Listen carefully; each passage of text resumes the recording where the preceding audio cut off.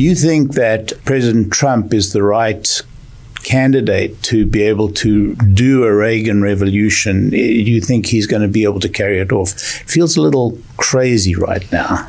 But remember, it felt crazy back then, it did. too. You're right. The big difference, the very big difference is, he would talk to Tip O'Neill, and, yes. Who was the Speaker of the House, and did try to cultivate relationships on the other side. Yes. We're not seeing that now, and I think it's the fault of both sides. Yes. But I wouldn't be surprised if he does start forging some relationships to get the job done. What I find interesting about the tax rate cuts that he is proposing, very wisely, he started with tips, overtime, and Social Security. Think about those demographics. That's not the wealthy. Right, for the most part. It's not the wealthy. So he starts there. And then there are tariffs, which are the equivalent of sales taxes. Yes. Very regressive if they're passed through onto pricing. Although we've seen countries like China devalue so that they wouldn't be passed on in pricing. And I think if we're reading between the lines to the lines that Kevin Hassett is writing and as he's giving interviews, my sense is there is a tax rate reduction towards a flatter tax. President Trump makes wild statements. He thinks we shouldn't have an income tax. We shouldn't have capital gains taxes. And we're not going to get away with those disappearing. But going back a little bit towards where the country started, where tariffs funded our government. We didn't have an income tax in the early days. And now we have the opposite. Maybe there's a little bit of equilibration there, especially around this reciprocity idea. If you, Canada, are taxing milk or putting a tariff on milk of 250%, our milk can't get into Canada for that reason, we're going to do the same. And I think he's going to bring down a lot of tariffs. Well, I wanted to talk about the subject of tariffs for this reason. I had always had the same view, the classic view of tariffs as being regressive and so on and so forth. But in the conversations of tariffs that I've heard recently, I've found inspiration for doing some study on them. Mm-hmm. And what I discover is that America is at a deficit in tariff relationships with almost every country in the world. Absolutely. How did this happen? Is it coming out of World War II? We had established dominance, and we are a very generous. Kind nation, and it just went too far. Nobody recognizes this. Everybody says, "Oh, you can't do the tariff, blah, blah, blah."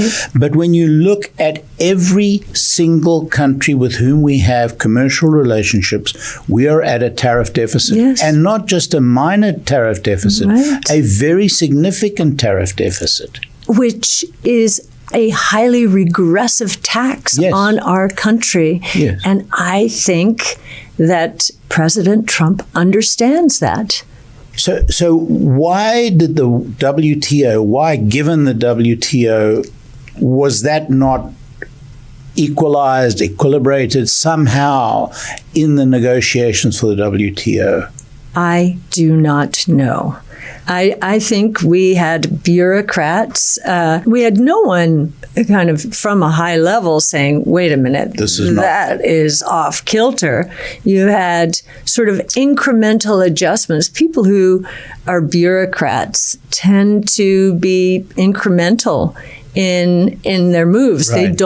They don't want to upset the apple cart. They don't want to be blamed for this, that, or the other. No, you need someone, basically from a high level saying, what is wrong with this picture? But nobody's actually said that. So President Trump is the spokesperson for his administration ultimately.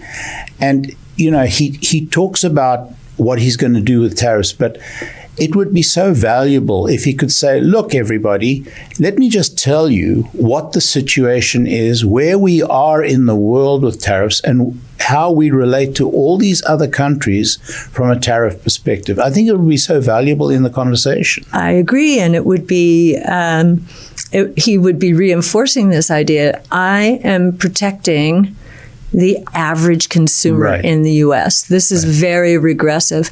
I think one of the things he's doing, art of negotiation.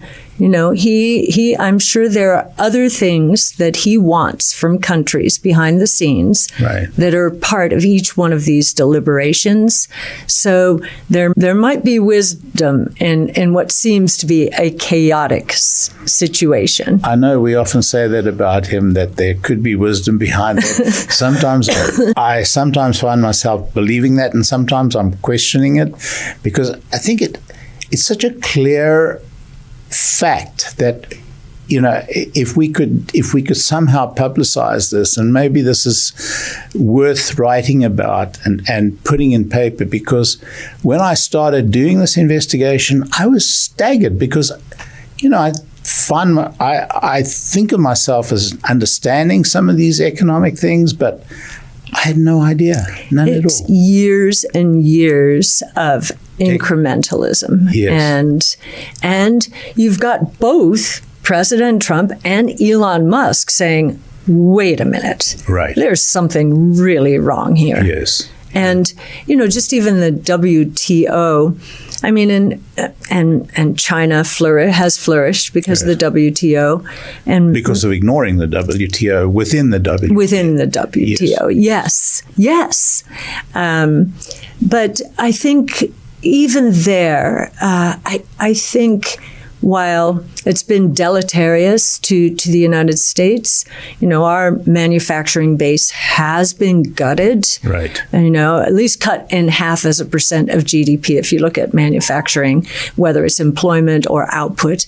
But now that all of these new technologies are flourishing, robotics and all kinds of automation, AI, I think we're going to leapfrog the rest of the world as President Trump brings more manufacturing back here.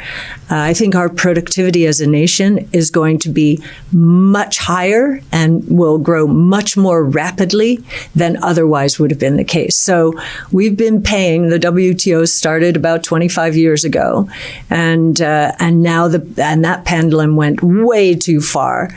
Now I think the payback is, we will get to leapfrog every other nation. They're kind of stuck with their infrastructure. Right. We can now, we can leap into the new world, humanoid robots of all kinds, especially given the low rate of unemployment and the demographics. I think it's a good time for this to happen. Cathie, I have, since acquiring my various Tesla vehicles, I've taken to the road, for my entire life has been flying. C2B was my address for many, many, many years. But I drive now. And I drive everywhere, as much as I can, everywhere I go. And so I've been across the country many times in the last couple of years. And I see a very different part of America than we see when we get off planes and go into cities and, go to our conferences, go to our meetings. It's not that good. Right.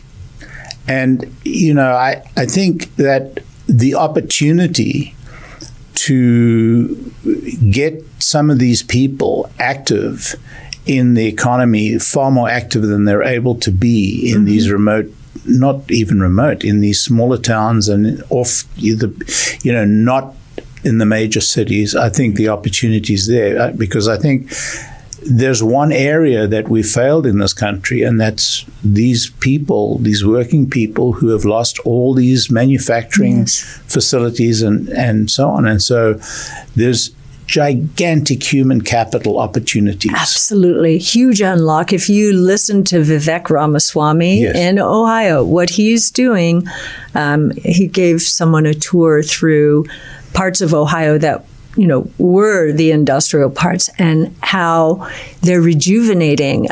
Steve Case and his Revolutions Fund also funding venture capital away from the big cities. Right. I mean, we're certainly trying to do that here in St. Petersburg, the Tampa Bay region,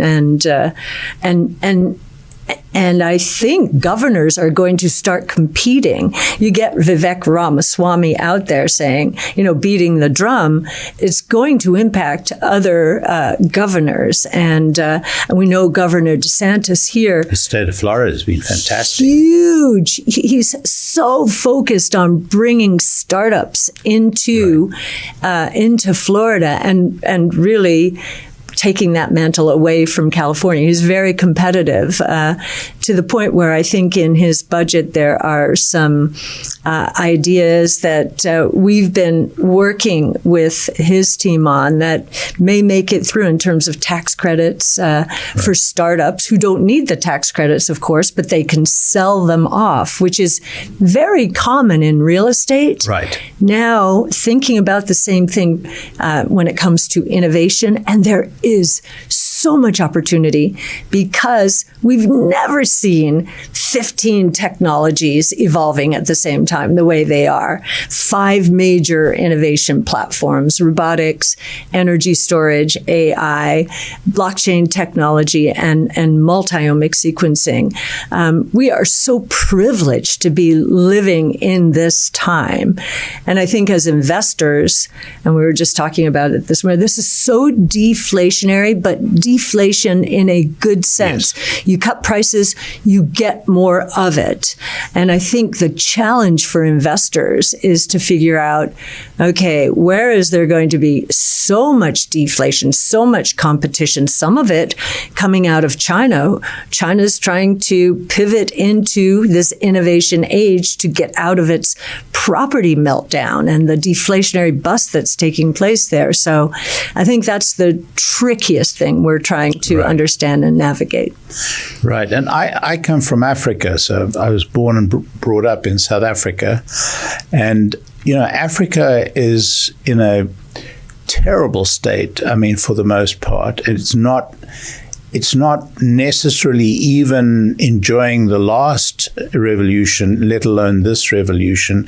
I think it has the opportunity to leapfrog. But I think, and it's one of the few areas of the world left where actually the population may be growing and not declining. Absolutely. When we are examining the convergence between blockchain technologies and AI or AI agents.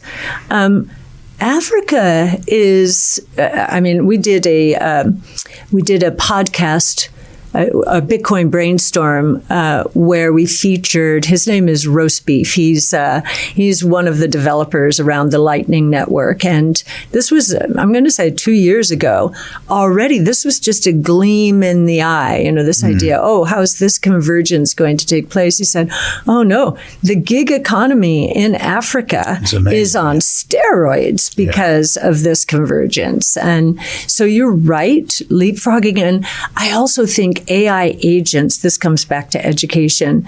You can have your own tutor and learn in 2 weeks what might be taught in the classroom over a full year if you're passionate about a topic and want to devour it. So I think there is that passion in Africa. We have to encourage it more.